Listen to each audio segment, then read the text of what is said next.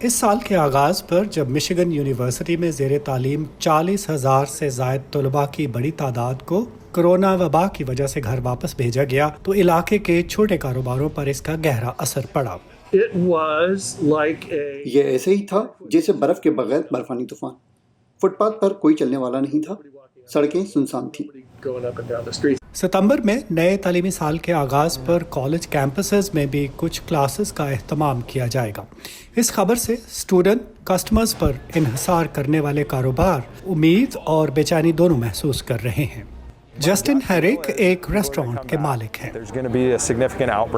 مجھے ایسا لگتا ہے کہ جب لوگ واپس آئیں گے تو کورونا کیسز بڑھیں گے، یا تو اس پر قابو پا لیا جائے گا یا زیادہ امکان ہے کہ سب کچھ روک کر کلاسز آن لائن کر دی جائیں گی۔ ناک اور کان چھیدنے والے جیف سانڈرز کہتے ہیں کہ ان کے لیے اپنے کاروبار کو جاری رکھنا آسان کام نہیں تھا۔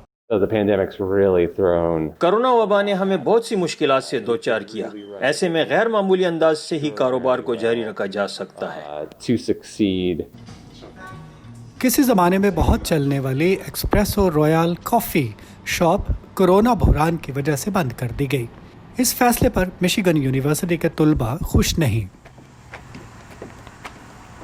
ایکسپریسو رویال جیسی جگہوں کا نہ کھلنا اچھا نہیں۔ میرے گھر میں بہت سے افراد اسے پسند کرتے تھے۔ کووڈ-19 کی وجہ سے پیری پیریکوس کو اپنی دکان کے باہر عارضی جگہ بنانی پڑی۔ ان مشکلات کے باوجود وہ پر امید ہے۔ میں پر امید ہوں اور دعا کرتا ہوں کہ سب ٹھیک ہو جائے گا۔